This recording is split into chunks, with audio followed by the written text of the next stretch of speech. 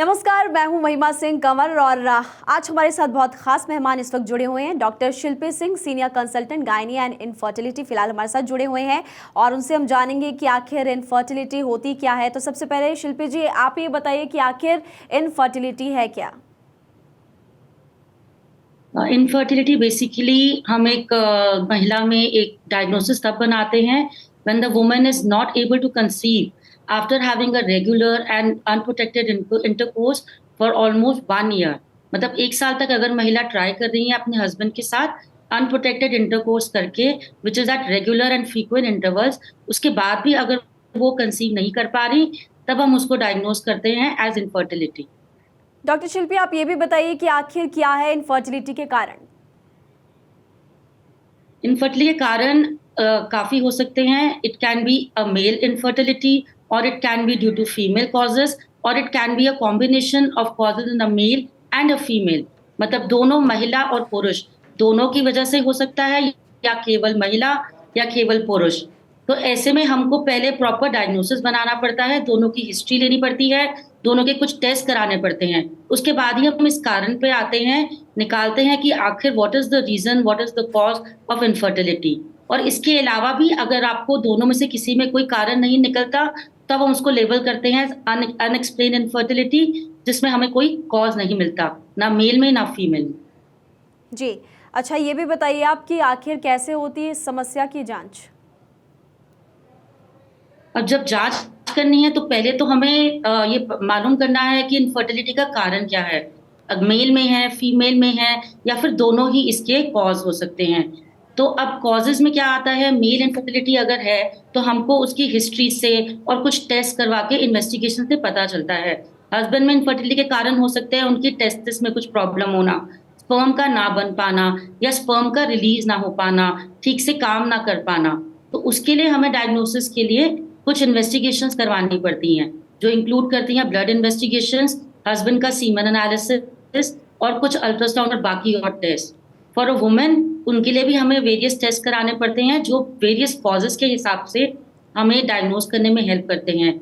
अब एक महिला में इनफर्टिलिटी के बहुत सारे कारण हो सकते हैं, starting from ovulation problem to the problem cause during fertilisation. तो जब ओव्यूलेशन वगैरह को हमें डायग्नोस करना है, उसके लिए हमको ब्लड टेस्ट कराने पड़ते हैं, जो कि उसके वेरियस कॉजेस को रूल आउट करते हैं। जी। एक महिला में इनफर्टिलिटी ओव्यूलेशन की डिस्टर्बेंस से हो सकती है, जिसका कारण हो सकता है प्रॉब्लम जैसे पॉलिसिस्टिक ओवेरियन सिंड्रोम, या फिर हार्मोनल डिस्टर्बेंसेस जैसे प्रोलैक्टिन का बढ़ जाना, थायराइड का ज्यादा या कम हो जाना। ऐसे में हमें इस डायग्नोसिस के लिए वेरियस ब्लड टेस्ट कराने पड़ते हैं। दूसरा कॉज हो सकता है एक महिला के गर्भ में, लाइक यूट्रस का या सर्विक्स का कॉज। उसके लिए हमें अलग इन्वेस्टिगेशन लाइक अल्ट्रासाउंड, हिस्ट्रोसैल्पिंगोग्राम, या फिर हिस्ट्रोस्कोपी, लैप्रोस्कोपी, ये सब करना पड़ सकता है। और उसके बाद फलोपियन ट्यूब वगैरह भी हमें देखनी पड़ती है, जिसका हमें कोई ब्लॉकेज है, कोई उसमें इन्फेक्शन है, जी। इन्फ्लेमेशन है, वो सब रूल आउट करना होता है। उसके लिए भी बहुत सारे टेस्ट होते हैं। तो हम धीरे धीरे हिस्ट्री से स्टार्ट करके बहुत सारी इन्वेस्टिगेशंस करवाते हैं, starting with the blood investigations. और उसके बाद हम बाकी कॉजेस को रूल आउट करने के लिए, अगर हमें लगता है कि कुछ ओव्यूलेशन की प्रॉब्लम है, तो और ब्लड टेस्ट होते हैं, अल्ट्रासाउंड होते हैं। अगर हमें लगता है कुछ फलोपियन ट्यूब में प्रॉब्लम है, तो आगे जाके हमें एचएसजी कराना पड़ता है, या हिस्ट्रोस्कोपी करनी है, या लैप्रोस्कोपी करनी है।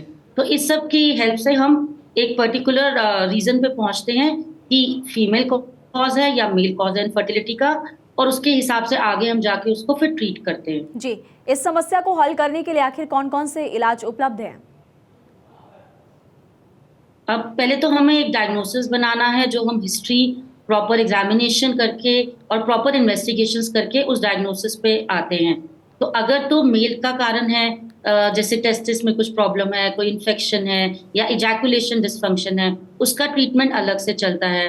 और अगर कोई फीमेल में प्रॉब्लम है, जैसे ओव्यूलेशन की प्रॉब्लम है, तो ओव्यूलेशन की प्रॉब्लम के बहुत सारे कारण हो सकते हैं, जैसे पॉलिसिस्टिक ओवेरियन सिंड्रोम। तो उसकी ट्रीटमेंट के लिए अलग दवाइयाँ होती हैं।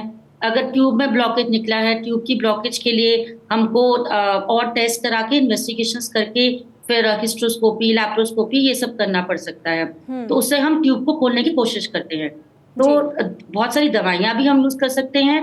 अकॉर्डिंग टू द कॉज, या फिर हमें कुछ सर्जिकल इंटरवेंशन करनी पड़ सकती है जिसमें हिस्ट्रोस्कोपी, लैप्रोस्कोपी, एचएसजी ये सब आता है। तो अगर इन सब के बाद भी ट्यूब नहीं खुलती, उसके बाद आजकल असिस्टेड रिप्रोडक्शन की टेक्निक्स आ गई हैं, जिससे हम बेसिकली बाहरी फर्टिलाइजेशन करके फिर वो एम्ब्रियो को हम इम्प्लांट करने की कोशिश करते हैं बॉडी में। जी। सो उसमें आपको, जैसे आपने बहुत सुना होगा आजकल आईवीएफ एंड ऑल दैट, तो वो सब असिस्टेड रिप्रोडक्शन टेक्निक्स होती हैं। वही मेरा अगला तो सवाल पहले आपसे तो हम था कि नॉर्मली, आखिर ये आईवीएफ है क्या? क्या होता है आईवीएफ? तो अगर हम नॉर्मली जैसे पहले ट्रीट करने की कोशिश करते हैं कि फीमेल का क्या कॉज है इनफर्टिलिटी का, फीमेल में कुछ है उसको ट्रीट करने की कोशिश करेंगे, अगर मेल में है उसको ट्रीट करने की कोशिश करेंगे। लेकिन किसी भी कारणवश अगर हम इस नतीजे पर पहुंचते हैं कि जो फीमेल का एग है और मेल का स्पर्म है, अगर वो बॉडी में नेचुरल वेज में नहीं मिल पा रहा, तो हम फीमेल का एग लेते हैं और मेल के स्पर्म लेते हैं और उनको फर्टिलाइज करते हैं ह्यूमन बॉडी के बाहर, फीमेल की बॉडी के बाहर। और फर्टिलाइजेशन के बाद तब हम उसको इम्प्लांट करते हैं फीमेल की बॉडी में। जो जब वो पूरा फॉर्म हो जाता है आफ्टर द एम्ब्रियोस फॉर्म, तब हम उसको इम्प्लांट कर देते हैं। तो बेसिकली उन कंडीशंस में होता है कि जब कोई भी कॉज निकल रहा है कि वो एग और स्पर्म मिल नहीं पा रहा या प्रॉपर इम्प्लांटेशन अपने आप से नहीं हो पा रही, तो उस केसेस में हम ये आईवीएफ की टेक्निक करते हैं, जी। जहाँ पे हम फर्टिलाइजेशन बाहर करते हैं और उसके बाद इम्प्लांटेशन बॉडी में करते हैं। जी। अच्छा, ये भी बताइए कि आईवीएफ ट्रीटमेंट इनफर्टिलिटी के कितने प्रतिशत रोगियों में किया जाता है? अप्रोक्सीमेटली देखिए डिपेंड करता है कि कॉजेज क्या हैं। आजकल तो मोस्ट ऑफ द कॉजेज आते हैं बिकॉज ऑफ अनएक्सप्लेन इनफर्टिलिटी, कि स्ट्रेस हो रहा है, कोई कॉज नहीं निकल रहा, तो इस वजह से थोड़ा आईवीएफ के अभी परसेंटेज बढ़ गई है। तो now it has come up to around 13 to 14% तक हो गया है अभी। बट वो जस्ट बिकॉज क्योंकि कॉज कुछ होता नहीं है, it is because of unexplained causes.